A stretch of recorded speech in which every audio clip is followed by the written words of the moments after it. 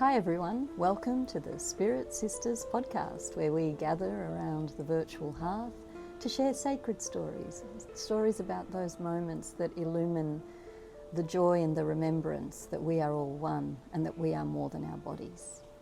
I'm Karina Machado, and it's my life's passion to share these stories, which I really feel are medicine for these times. Today my guest is Whitney, all the way from Colorado in the USA. Whitney is a Spirit Sisters community member. She got in touch with me years ago, not long after the passing of her beautiful son Sam, to let me know what the podcast had meant to her, and we've been in touch ever since. And Whitney has shared moments of Sam's communication, and these are after-death contacts that she says feel like a hug to her. This conversation that I'm about to share with you today is very much classic Spirit Sisters terrain. It is a beautiful compendium of stories that I guess taught Whitney that life goes on, that love goes on, that consciousness endures, that love endures beyond the body. Together with her beautiful son Sam, mother and son, are working together to advocate for raising awareness of cannabis-induced psychosis and its devastating effects. So I'd like to offer a trigger warning at the beginning of this episode, which does discuss mental health. It discusses suicidal ideation, and there could be some moments that might raise issues for some of our listeners, so I'd like you to be aware. Whitney is a very generous and open storyteller, and she shares from her heart what it was like to lose her son in these tragic and absolutely devastating circumstances, and how it cracked her into, they're her words, and how the spirit communication from Sam, which after about a year of his passing began to become quite prolific, and she shares with us what that meant to her. Whitney also shares a lot of resources to associations that helped her in the aftermath of losing Sam, including Helping Parents Heal, an international organisation which I will link to in the show notes. And yeah, it's my great honour and pleasure to bring you this conversation. And if you're enjoying Spirit Sisters, please do remember to like, share and subscribe so that the stories can continue to reach who they're meant to reach. Thank you for tuning in, and I hope you enjoy my conversation with Whitney. Hi Whitney, welcome to Spirit Sisters. Hello, Karina. I'm so happy to be here. I'm delighted to have you here, and it's such a pleasure. We were talking just before pressing record about you having been in the Spirit Sisters community pretty much from the get-go, and just what a privilege that is to me. And I was saying how often my audience members become friends, even across the seas, and it's this beautiful sharing of stories, and I'm just so grateful.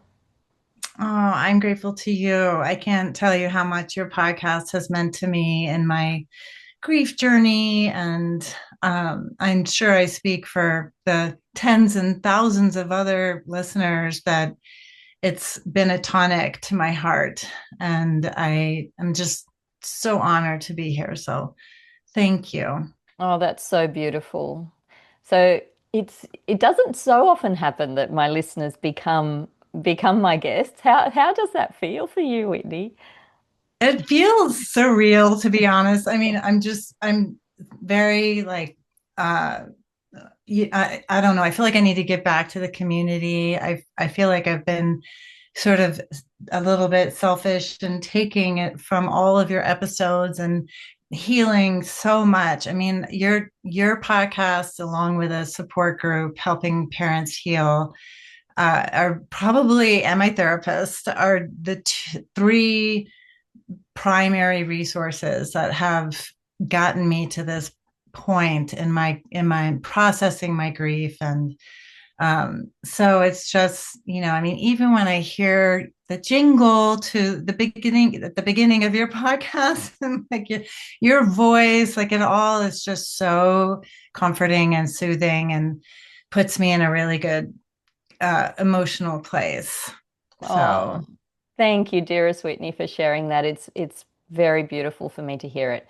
So you touched on a few resources that have helped you on your journey. We're going to unpack more of that as we go. But I was thinking before we get into your profound journey of grief and spirituality, I'd love you to tell us about your beautiful son, Sam, who he was, what he loved, and how you want people to know him before we get into the rest of your journey. I love talking about my son. So he was my firstborn. He was a complex person, a very tender-hearted, sensitive soul. He was playful and mischievous. He was very athletic, a great scholar, and he earned many academic scholarships. He loved his sisters first and foremost, and then his two dogs, I think, after that, and then his parents. But he had friends and was social and really looking forward to his future. He, I don't know if this is a good place to kind of give a brief description of what happened to him, but he started smoking marijuana when he joined his fraternity in his sophomore year in college. And he became addicted to the high potency pot that was available to him. And, he experimented a little bit in eighth grade. Uh, as some people may know, Colorado was ground zero in 2013. They legalized marijuana.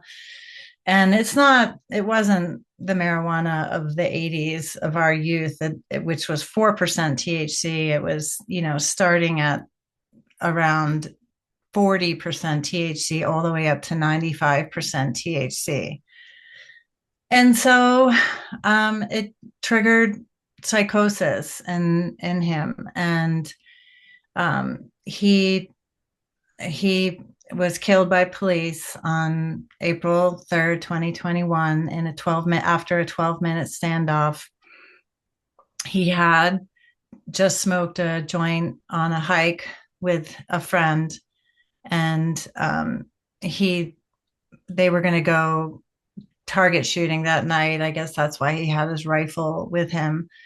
And he started to have paranoid delusions, and he got into an argument with his friend, and his friend left him at the side of the road with his weapon in its case and called 911 and said, my friend and I smoked weed. He's hallucinating. He needs help, and he has a weapon.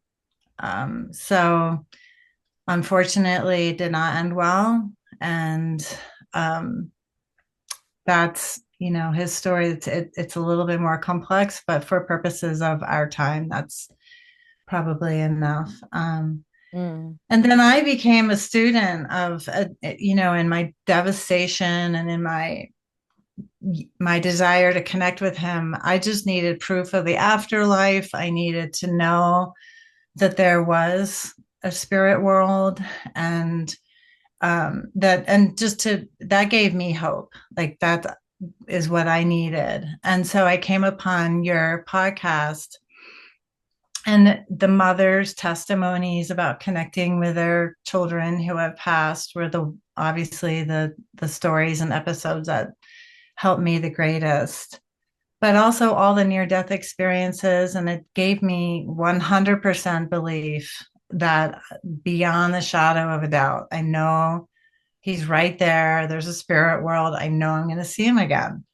And that, more than anything, that has healed my heart tremendously. So Mm. Thank you for he, sharing that story, Whitney. I don't diminish, the courage that it must take for you to do that, and I can't imagine what it feels like to share it, and also, of course, what it felt like to experience that. So I appreciate you helping all the other parents that might be listening now in the same way that you were helped. So thank you so much for sharing yeah, that. absolutely. And And he was yeah. also very spiritual in his own way. And I think he was um, slightly psychic in some ways. He kind of knew what we were thinking a lot of times, and he was very open minded. So, I think that's an important element to mention about him because I think that has what has enabled us to connect. Yeah, I think you're right. And looking back, were there any spiritual experiences that Sam had or talked about, or even sometimes young people, children can have premonitions of their imminent passing? Was there anything like that that you look back on? I mean, Sammy, when he was a little boy, he said when he was about 5, he said he looked up the steps and saw somebody at the top of the steps that was all gold. And, I wonder, it's not what that was. He he was one of those kids that he had night terrors most of his life. And I think there was some past life stuff going on that would be like a whole other podcast. But there was some spiritual stuff going on when Mm, he was younger. I think he was um, grappling with. He, I mean, as far as it's on, any signs, like sometimes he would say to my mom sometimes, oh, I'm going to have a short life. You grow up, you go to college, you get married, and then you die. What a short life. And he would always say, what a short life, and it was kind of like a joke between them. Um, and some of the signs, I mean, I guess if you talk about how cannabis-induced psychosis really changed him as a person, he became unrecognizable to us.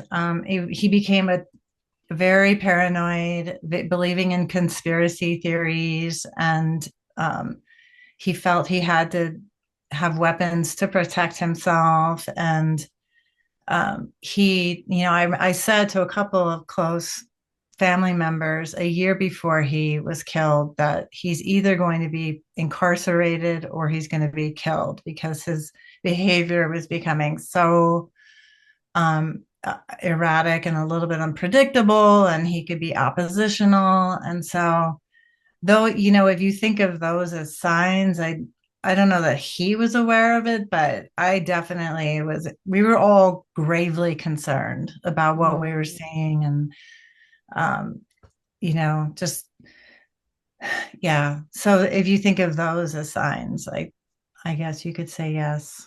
I wasn't surprised when I got the news on the night that he died, when the coroner and the detective showed up to my door at 1 o'clock in the morning. I was completely shocked, of course, and sick to my stomach, but I wasn't surprised because I felt like we kind of felt very concerned about what we were seeing mm. in his behavior.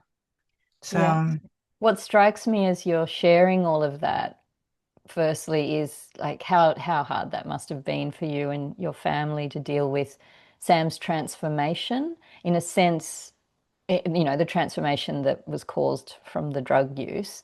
And in a sense, it's like you lost him twice. You lost him before you lost him, you know. definitely, Yeah, that's, yes, very, very definitely, like hard. like I would say probably 2 years prior is when, or maybe a year and a half prior, I just felt like I couldn't reach him and I couldn't um, connect in the way that we had when he was growing up. And we couldn't, he wanted to stop smoking pot. He tried a couple times, but he clearly had an addiction, I think. So Mhm. And what was Sam studying at college?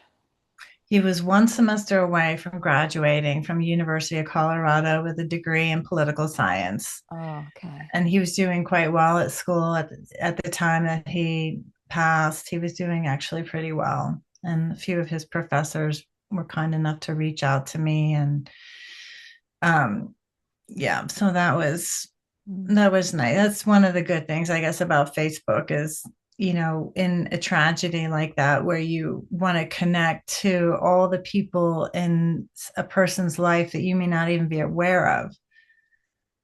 So people found me to, a counselor in training who he worked with he was spent 2 summers in Canada leading canoe trips for um, boys, and some of his coworkers reached out to me, and the director of the camp reached out to me, and I don't think that would have happened had I not been on Facebook.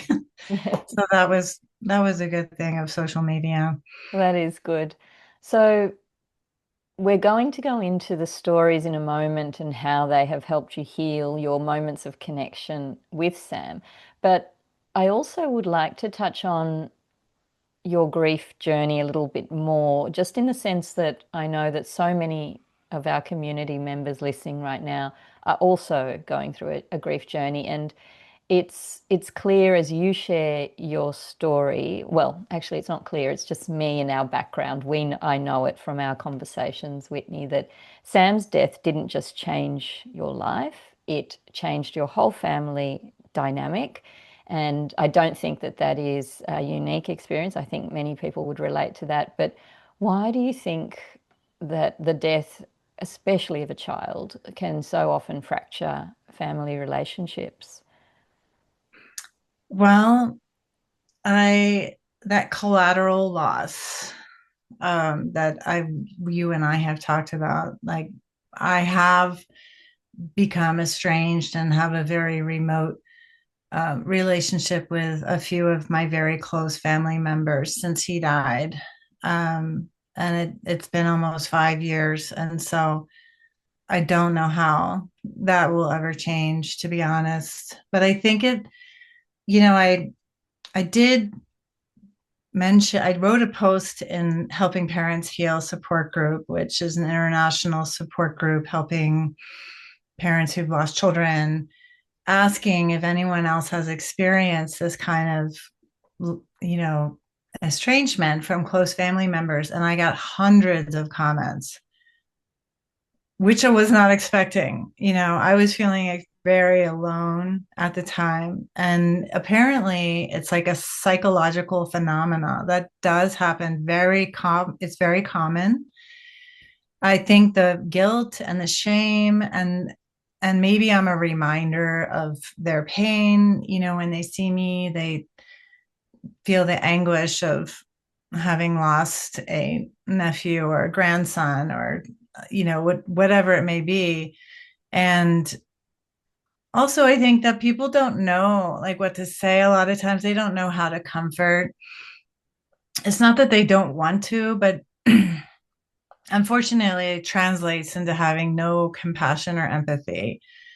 And that's, when parents who've lost children want people to talk about their kids. I want to hear his name spoken. I want to laugh about some of the funny things he used to do, but I think that, like I said, the shame and the guilt others might feel, and um, I don't know. I can't really speak for them. I can only kind of surmise, like draw my own conclusions. But I am a different person, and to, people have said, why can't we just go back to our old relationship? Like, I don't want to say who they are, so I'm being cautious about my words right now, but can't we just go back to like it was before? And I'm never going to be that person again, ever. So, and to deny it and to act like everything is the way it once was is not honoring Sam, and it's not honoring me. And um, it's hard. Our lives were thrown into total. We were thrown into a million little pieces, and it took, my my daughters both had to take some time away from college themselves. And it took until the third anniversary to get our lives back on track, really, even like remotely back on track. Um, but it's a common thing. Estrangement is a very common thing. And it has been very hard. And I have actually worked more on the estrangement with my therapist than I have on Sam's death, because to me, it's like salt in the wound. I have struggled with that more than anything else in my life. And now I just have radical acceptance and I forgive them and I just accept things for how they are because I kind of have to. Thank you for sharing that perhaps hidden, although common, dimension of the grief journey. It's not talked about very often, but as you say, and as per your response to your post with helping parents heal, it's ubiquitous. It is happening, and yet it's Yes, like a hidden undercurrent. Yeah, and yet another form of loss. very Um, much so.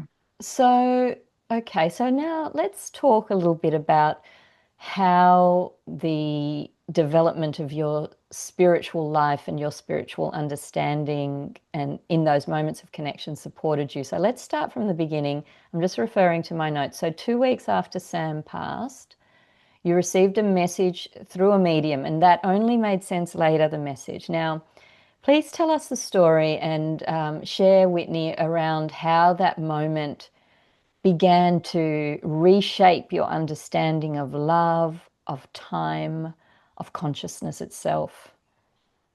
Definitely.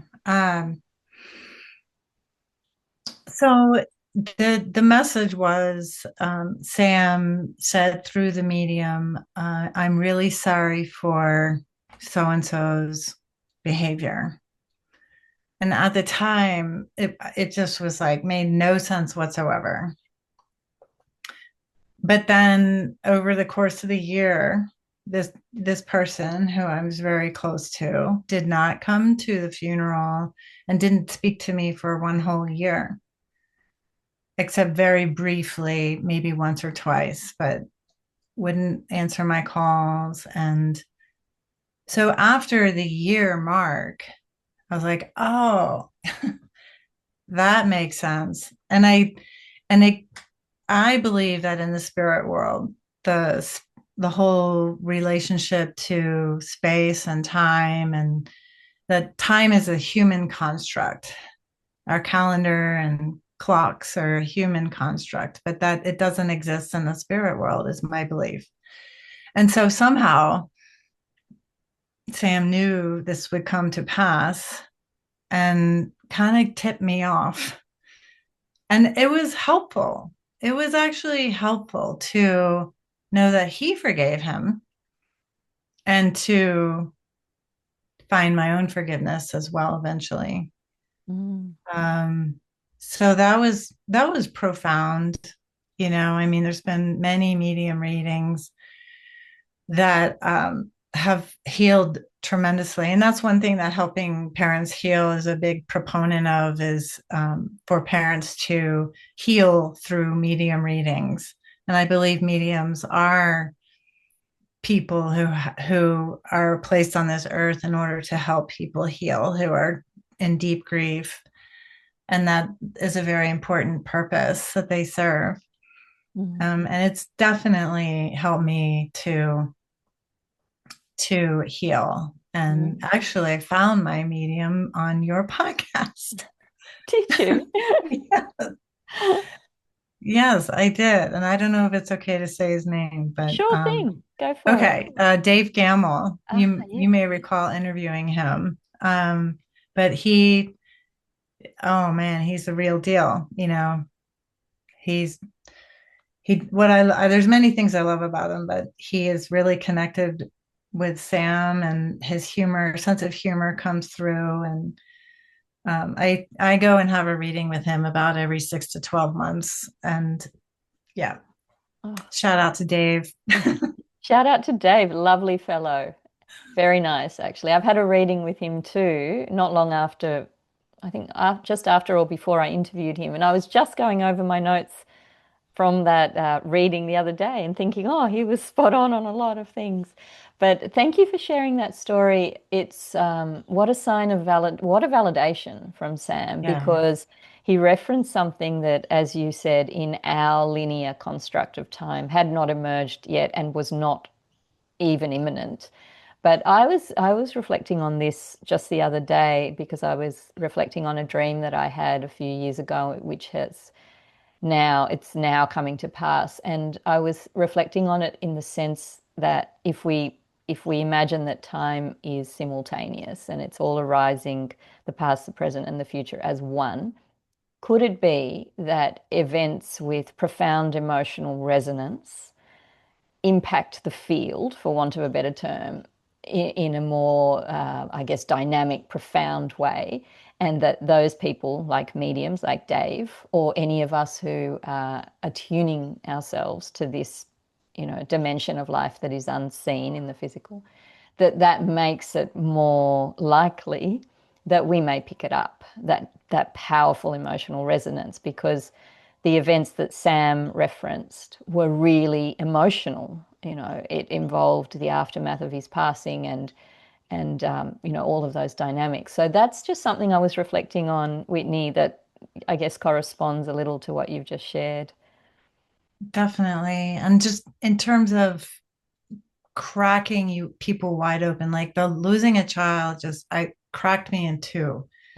And that it just makes you so like a raw open wound, and I was so sensitive to everything around me and energies and just, oh my gosh, I mean, talk about sensitivity. That was something that, and I do think that that reaches across the veil, that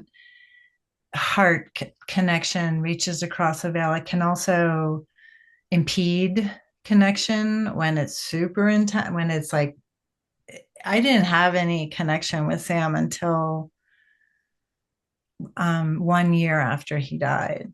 Tell us more about that, about how, in those early months, the signs were rare. And I think somebody, I'm just again referencing a medium perhaps told you that grief can block communication. Tell us about how that began to open up for you after that year. Like, how did you find a way through that deep grief? And then tell us about what began to happen. Well, aside from the one message from the medium 2 weeks after, I really wanted to connect with him in a dream, or I wanted an apparition. Like I wanted more. You get greedy. And it was New Year's Eve, and I was at a party, and this lovely friend had lost his father, and he was telling me about a year after his father died. He saw him in a full apparition, like come and advise him on how to light the fire in the fireplace. He was struggling and he couldn't figure it out. And actually, the spirit of his father appeared and like advised him. And it was just so incredible, this story. And I started crying. And so this is January, and it's like the next April would be his 1 year anniversary. And he said, your grief is like a brick wall to allowing Sam to show himself to you in a dream or connect with you. And you must find a way to practice self-care or whatever it is that you have to do to really calm your central nervous system, and to really like just bring it down and let go of the negative emotions and try to ascend. And he kept saying like, you need to match his energy, because they're up here, and when they're trying to communicate with us, it's like trying to talk to us under 10 feet of water, because we're in the material physical earth world, and they're already way up here. So somehow we have to kind of line up and match each other better. And so I really thought a lot about that and took it to heart and just started doing a lot of walking meditations in the woods. And because Sammy loved nature and he really more, I mean, he just was always outdoors.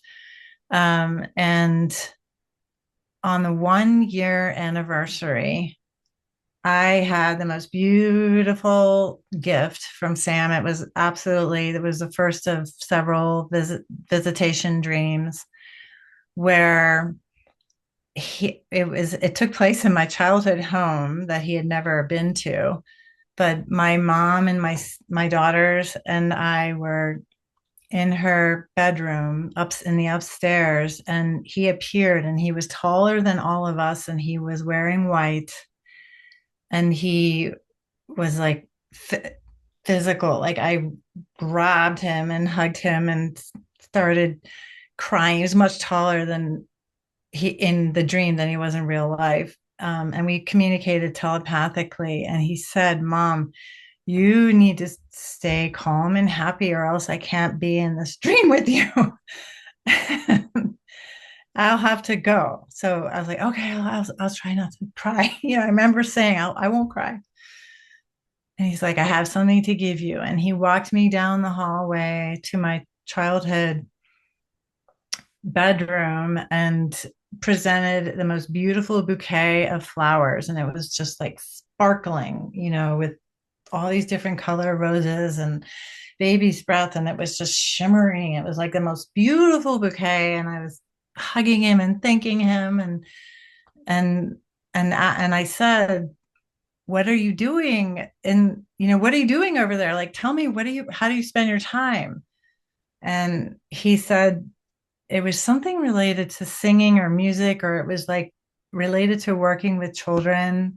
And it was really detailed in the dream. But then, of course, when I woke up, I couldn't really remember the details. But I remember he shared something of how he was spending his time. And he was just really reassuring me that he was okay. And, that we would see each other again and not to be sad. And it was very heartfelt. And I woke up and I remember just feeling like I just had a giant hug from him. And it was totally different and still vivid in my mind to this day. Different from any other dream I've had. The difference between visitation dreams and regular dreams is just so dramatic. That's what I've heard. What a beautiful dream. And I love, there's so much about it that's, it's got almost characteristics of the near-death experience in the vibrancy of the bouquet that you describe, how each Yeah. flower was shimmering, like and just that unearthly, otherworldly experience. And also, I love the multi-generational aspect of it. So you're there, Yeah. your mum's there, your daughters, Sammy, and the old childhood home. It's just so beautiful in so many respects. Thank you. That's gorgeous. And I love also what it brought to mind is that I have heard many times parents tell me that their children who've passed have got an important role, that so the child will come back in a dream usually to communicate that they are not just well, but that they're busy and they have a designated role, as Yeah. Sammy told you that he does, and to do with working with children. I've often heard that. Yeah, you're just reminding me of one of my very earliest interviews, which is in my book, Spirit Sisters, but the mum who shared it has since passed away. And her daughter, her name was Anna, and she died of an ecstasy overdose. It was Mm, the first time she'd ever taken a drug, any drug, and she was 14. And mm, her beautiful face was plastered over the front page of every single newspaper in Australia. And her mum told me that she was just riven with grief, just as you've described, being cracked open, Whitney. And that Anna came to her in a dream and said that she was working with the little ones who cross over too soon. So as yeah. you shared that about Sam, it just made me think of this other interview and just how universal that aspect of the ongoing purpose is, and how, especially when a young person passes, they're then supporting other young people who pass too soon, potentially.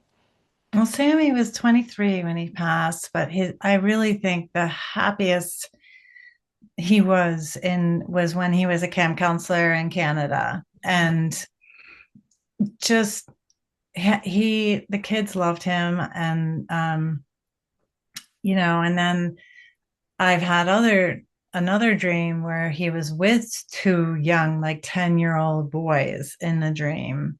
And even my aunt had a dream where he came rushing into her bedroom and said, "Hello, Aunt Madeline," and like had two young boys behind him and they went rushing off. So I'm not the only one who has experienced has been visited, in a dream or in a waking vision where he's been with young boys. And That's so interesting. So mhm, I'm getting like the counselor feel, like the camp counselor feel, the big brother feel. yeah, That's so beautiful. So I do want to hear more about all of the other signs, and you've had more dreams, as you touched on. You've had blue jay feathers and no, feathers and blue jays themselves, the birds, coins, and there's music.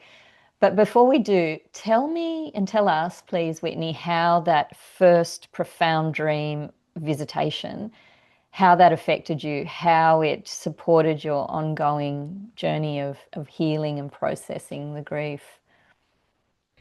it just completely opened my mind and my heart and made me realize it is possible to connect with him, and that I wanted more and more. It just makes you want, I needed more. It was still just a year, and um, it made me highly attuned to my environment, looking for signs, and um, I can share on his. So and dates were always important to him. So on the angelversary, on the anniversary of his death, and then also on his birthday, Mother's Day, my daughter's birthdays, and then holidays. Like we can almost count on getting some kind of sign from him on those days. Um, and on his first birthday in heaven, which was the following July, so that's July following the dream in April, I was told look for blue jays and blue jay feathers, and this is going to be really important. And I had been combing our backyard and our neighborhood for blue jay feathers and just never found one. And then on his actual birthday, my partner and I were sitting in the backyard, and this blue jay lands in a branch really close to me, with maybe like 3 or 4 feet away from me, and opens up its wings. And my partner thought he was about to like pounce on me or something, but then he flew off, and it was like he was trying to get our attention or something.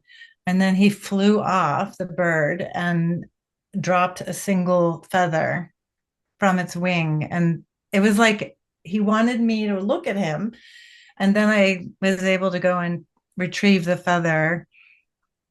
And of course, it just caused me to start bawling. But that feather it was like the best birthday gift he could give me on his birthday. That's so beautiful. And I can't think that I've ever seen a feather come off a bird. Like we find them on the ground. We never see, it's very rare, I would imagine, to see it in action, the Oh, it feather was actually wild. coming off. Yeah. Wow. And then after that, like I found feathers all the time. But it was almost like he was like, just wait until my birthday and I'll give you this really nice feather and then you'll find them. And I did. And then I've just, you know, it's like an embarrassment of riches. I've found so many feathers. But That's so beautiful. So they're gorgeous. Tell us more about the signs and the other things that have happened, because I know there's an abundance of stories there. And I think the stories about the moments of connection are what really touch our hearts. And I Yeah, think if an audience member is experiencing the grief of a loss, these, as you well know, Whitney, these are the stories that give us hope. they really do. And they have given me hope. So I hope this helps others out there. But so his song that he loved to play incessantly when he was alive, which is a song everyone loves to hate, which is Toto's Africa. It's from the 80s. Such a good song. It's such a good song. And he would just sing it with like it's all this dramatic, expression and like saccharine sweet. And we would all cringe, but we'd be cracking up together in the kitchens, and he would do this over and over. And that's the song that plays, oh my gosh, all the time in public places, whether I'm in a restaurant or the grocery store or the gym or on the car. I mean, it's just, my partner is like so tired of that song because it plays all the time. Of course, I would never get tired of hearing it. But even funny renditions of it, like in the elevator music version of it. And so that song plays quite a bit. Love that. Love that. Hard song to sing too. It's really hard.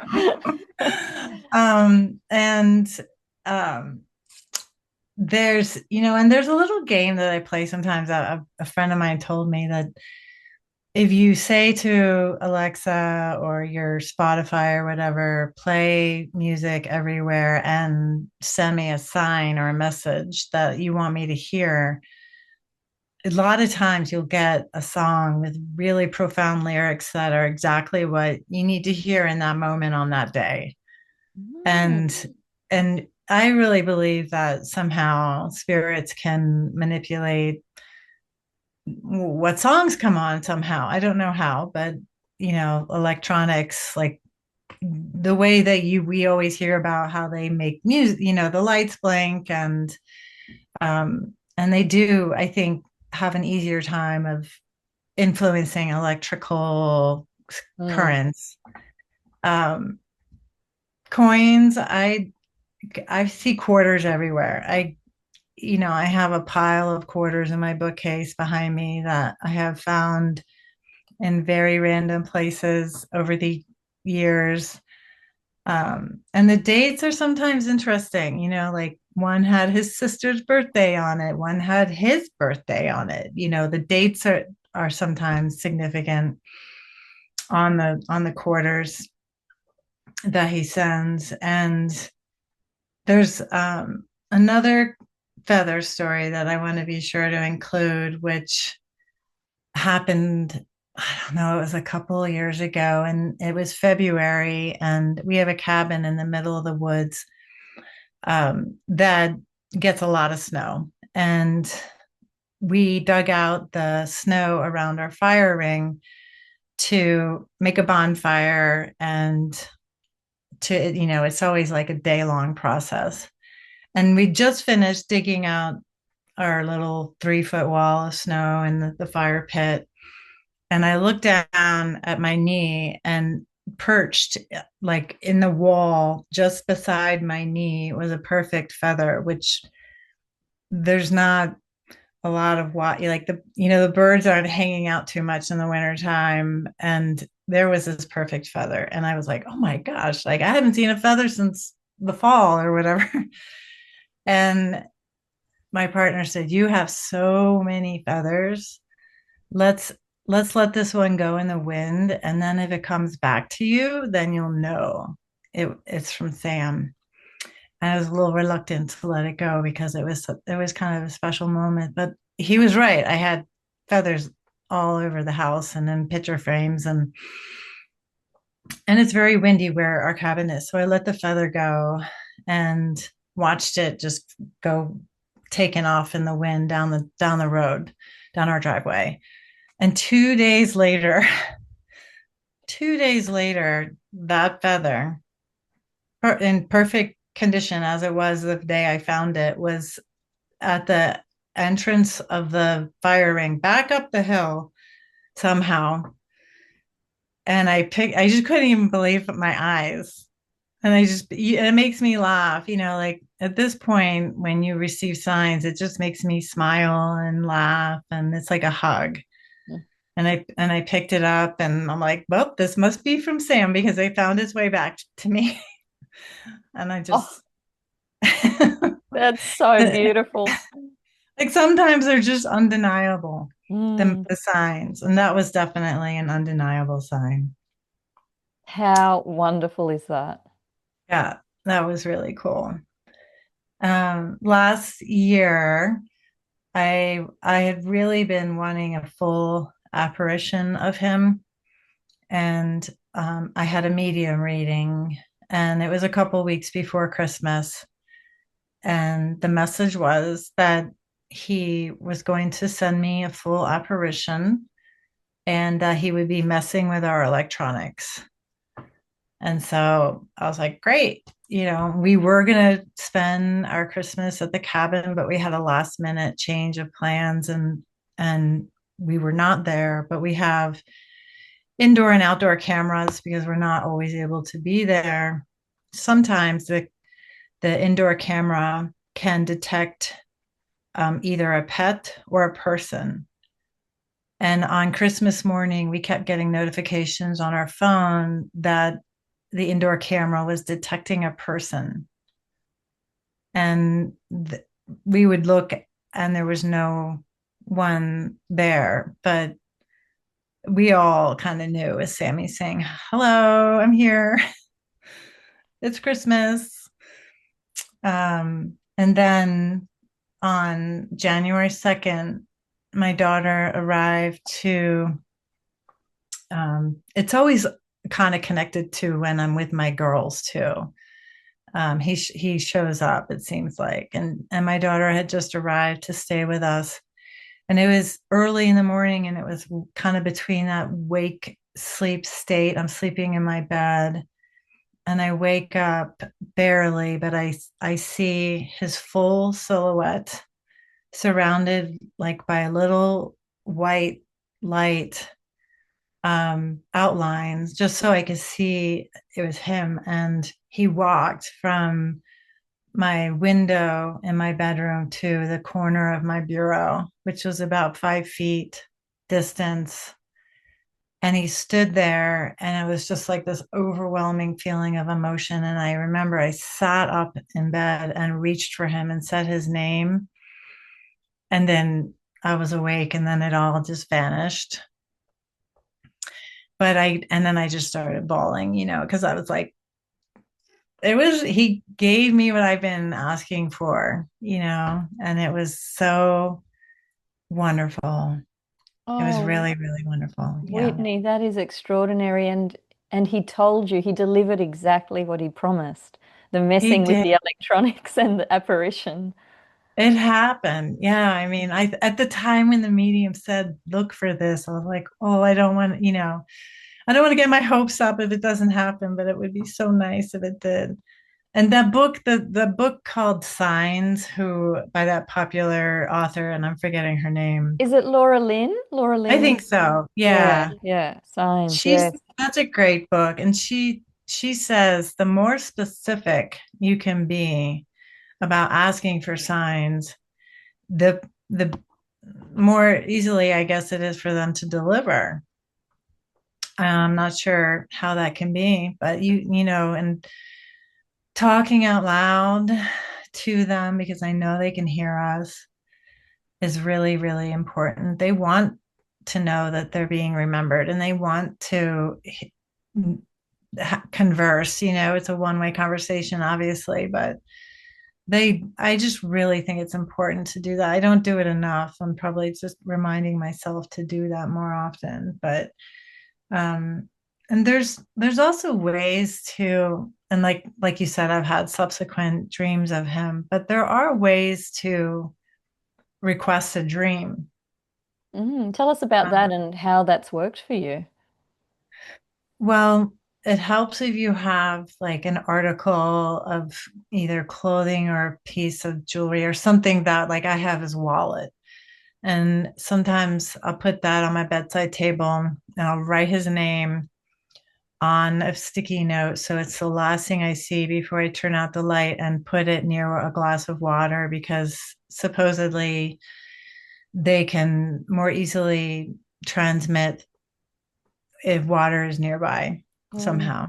mm, And that you can't do it every single night, but on nights where you just are longing for them, if it's a special day or something, that that has worked for me once before that I can recall. And I actually found this method on YouTube of all places. So there's so many helpful tips and tricks and ways that you can ask to connect. Um, mm, mm. I've asked, like, the specific sign I've also asked for is for him to knock over photos off of my bookcase. And he's done that Wow. before several times. Um, so He's building in strength. And I think even though you said that it's a one-way conversation, in a sense, it is a two-way conversation because it does rely on your intentionality, your focus. And, they say that what we focus on grows. So whatever we put our attention on, it's like shining a spotlight on something, and that's what will come into our awareness more. You've done that, Whitney. You've done that with when you had that moment of your grief beginning to unblock enough to for you, I guess, to be able to set that intention. And yeah, then that, and I'm just riffing, but it's like that offers energy that Sam can draw on. And so in a sense, it is a two-way conversation. I think that's a really good point that you make. And also, somebody said your physical relationship has ended for this particular lifetime, but you can have a new kind of relationship with him. And in some ways, I feel closer to him now than I did when he was living. And certainly before he was experiencing psychotic episodes. And, I definitely feel like we have a kind of relationship that is new and different and not physical, but no less close. Like I do feel close to him. And he's definitely opened doors in my life and since he died, and has helped give some great advice and warnings actually through dreams. Um, Was that to you? well, my daughter's best friend, he appeared in a dream to her. She was a little bit like a little sister to him, and she was in a relationship that wasn't like the healthiest relationship, and he was giving her advice like you can do better, and you're he basically like offered her encouragement to leave this relationship that was not, I guess it was toxic or something, and it helped her. It's so alive, it's a Yeah, living thing to do. Like he's alive, he's just not in the physical, which is, yeah, I'm not diminishing how hard that would be. But he that's such a living really, thing. Yeah.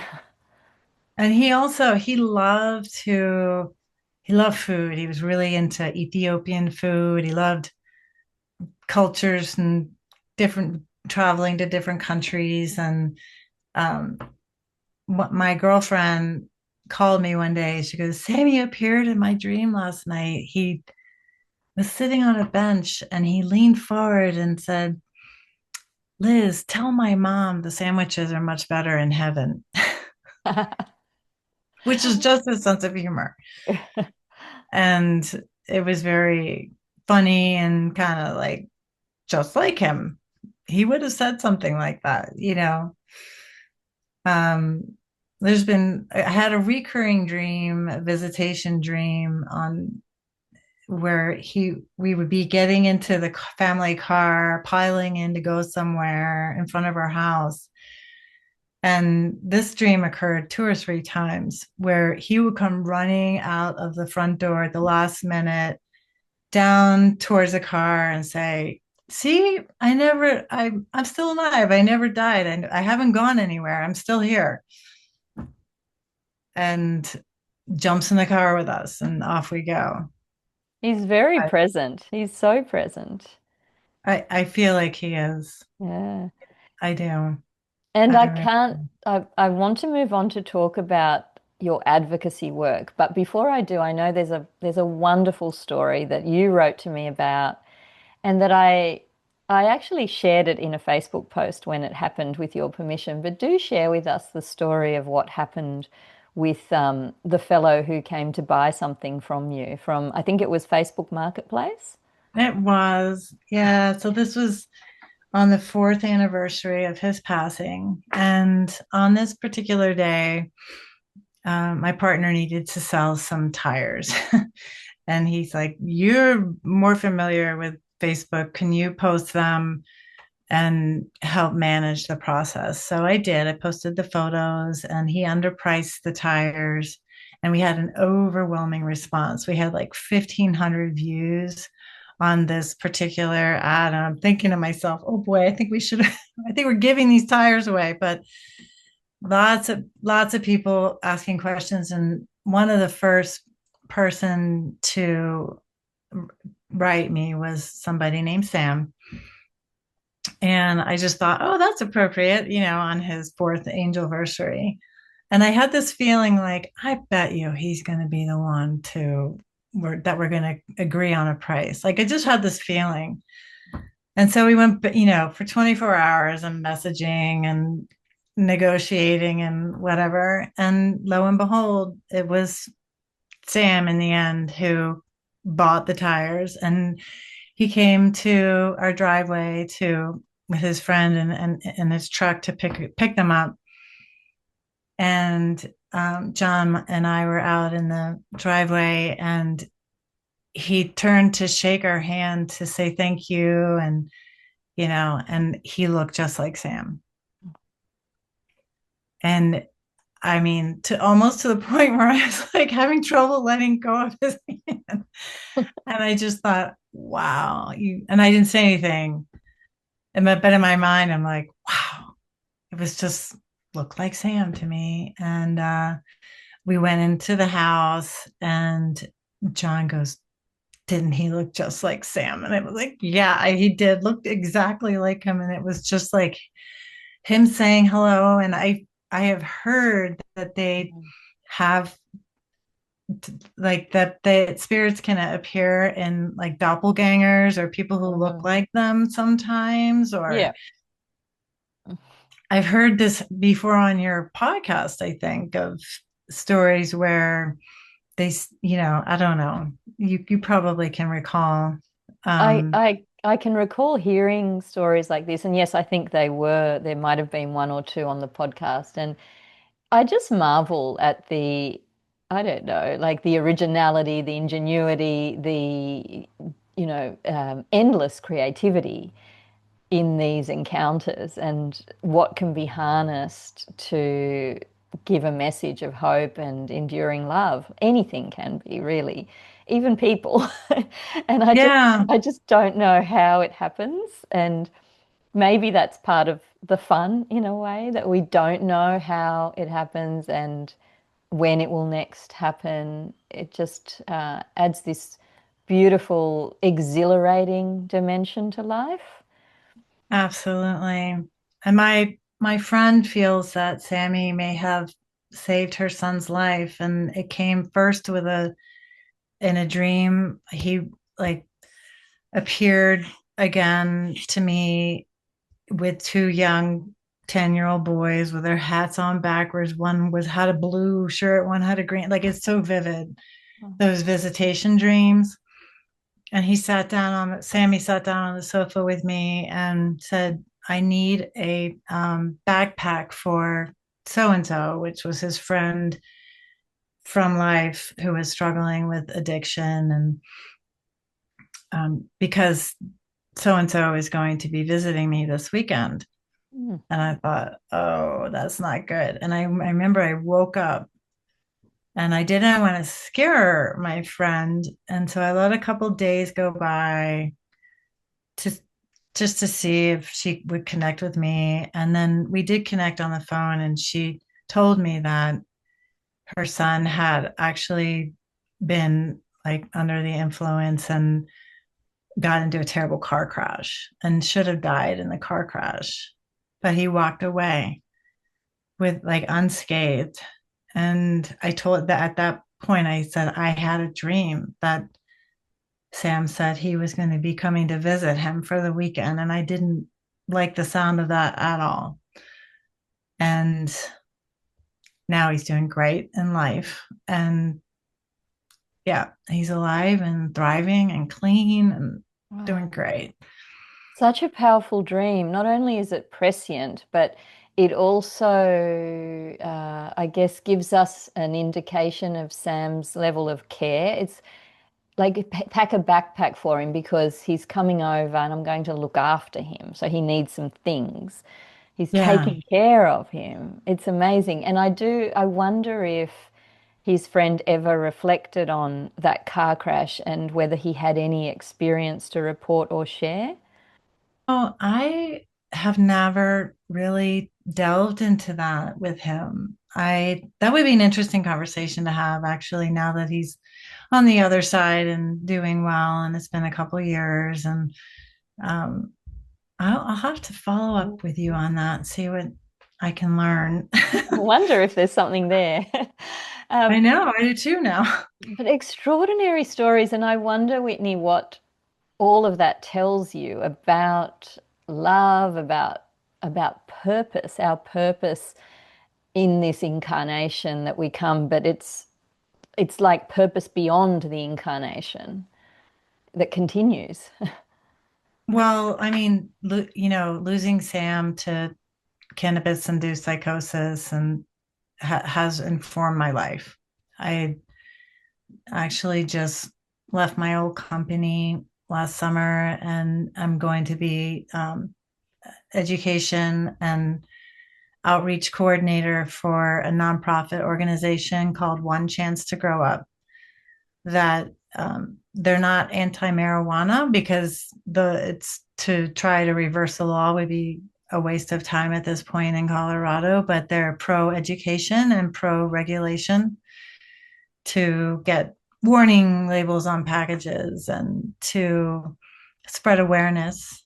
And so that that has been the culmination of many years of work. Um, So but you're really stepping into this now. So it was almost a part-time thing prior, but now this is going to be your full-time focus.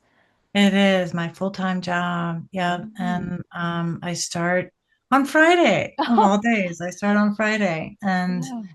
I'm really excited to join them. They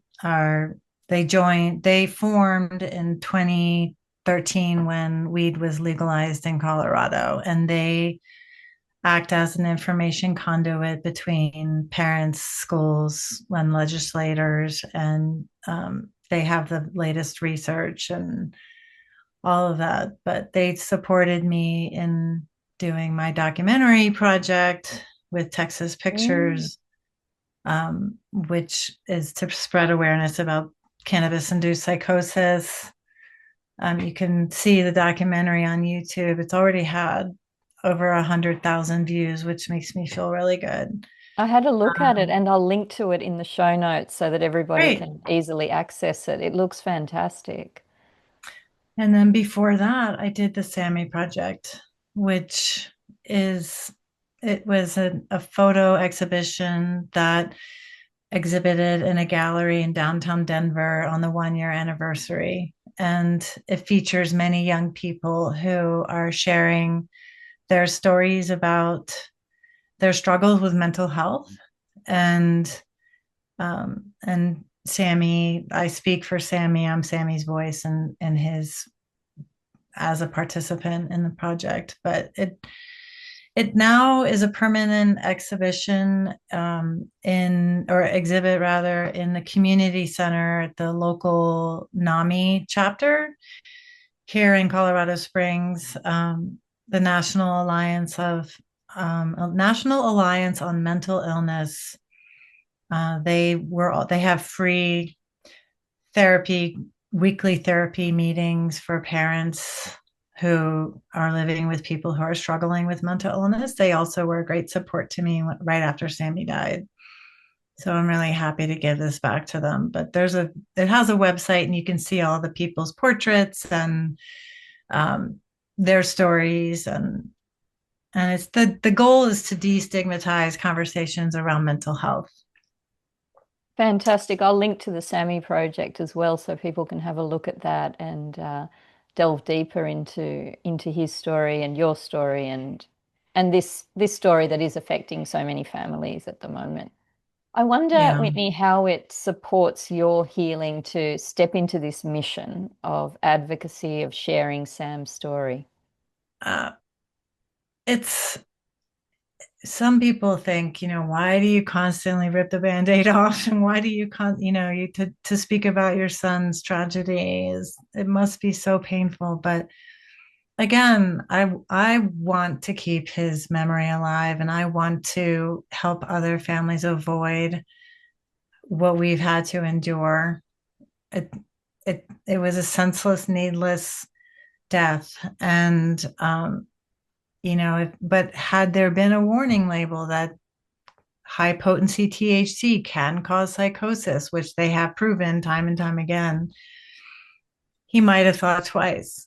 But it helps me to feel that his death, rather, will help the world be a better place, by learning about it and hopefully avoiding. So, Whitney, we're approaching the end of our conversation. I'd like to just tie this healing piece up. Well, obviously it's healing is always in progress, isn't it? And Yeah. it's an ongoing work. But how would you say your understanding of healing and what that looks like has changed since Sam passed away? Well, grief behaves differently, for different people. And it is almost like a visitor who moves in, an unwelcome visitor who moves into your home and never leaves. And some days you love that visitor and you welcome the feeling of remembering your loved one who's passed, and you don't ever want to forget them. And you want to, sometimes I welcome the tears, when I'm moved to tears.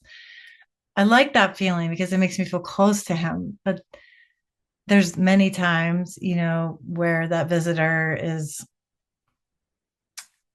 just a nuisance, more than a nuisance.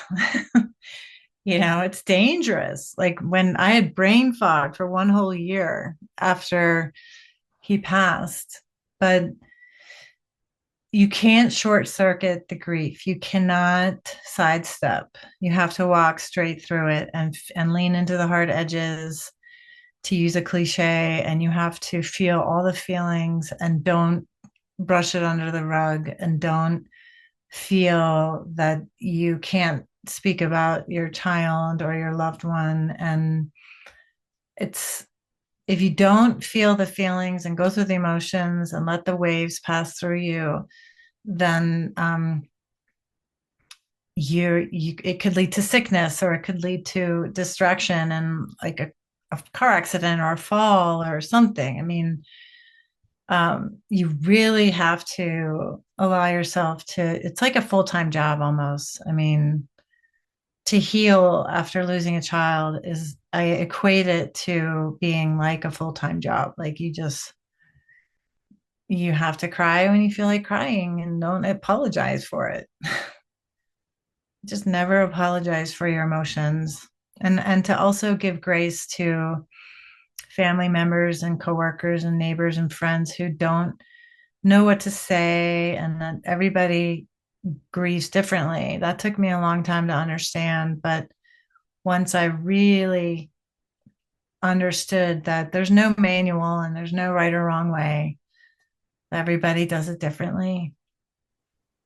But for me, it was creating the Sammy Project that helped me to heal a great deal, knowing I was helping other people and spreading awareness, like finding some mission to honor your loved one, I think is a really important, helpful way to heal. And As you're sharing that, I was wondering, what do you think Sam would say to us all if he could speak directly to us in at the end of this conversation? you know, I thought about I've thought about this. Like I feel like he would just be like, "Oh, don't take yourself so seriously. It's just we're here on Earth for it's a blip on the radar. It's just a tiny amount of time." And I know he wants his sisters and his father and me to continue living and to continue laughing and to continue our figuring out what our purpose is and our soul's purpose. And I mean, there have been times when I want to join him. I mean, my despair has been, I think every parent who has lost a child would admit to that maybe in their darkest moment, that they have contemplated joining, but I could never do that to my family. And I feel like he would probably crack a joke, like he was a very funny, playful guy, a little bit of a Peter Pan type, never kind of grew up. Um, and he would say, "I'm right here." I, I haven't gone anywhere. I'm right here. I don't So, know. Whitney, my second last question is, if you had to look at what Sam has taught you about love, about connection, ongoing connection, and the continuity of consciousness, what do you have to share with us around that? Well, I really have thought a lot about consciousness since he passed and how we're all connected. I really do believe that we're all connected in some way, and that um, we, all that matters is love. All that matters is love. I really do believe that from all the stories I've listened to and about near-death experiences and um, uh, when you pass over, I think the ego is gone. There's total forgiveness. Any dark, negative emotions like anger, guilt, hatred, jealousy, all those lower vibrational emotions are gone. And the only thing remaining is love. That has really propelled me to continue to keep working and trying to, trying to be good mother, as good a mother as I can to my adult girls, and as good a partner as I can to John, and, good daughter to my mom, and just keep smiling, you know. Whitney, it's just such a delight to have you on the show today. I'm going to end with the question that I ask all my guests at the end of the show, and that is, what can an encounter with spirit teach us about living feet on the ground on the earth right now?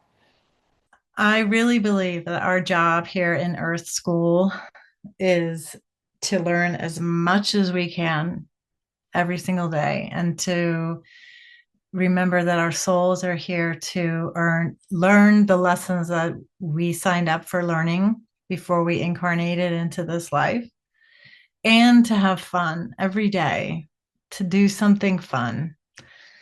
um it's kind of pretty simple. It all comes down to love and relationships. In the end, it doesn't matter how much money you have, it doesn't matter where you go in this world. It just matters about love and relationship, healthy relationships with the people who are important to you.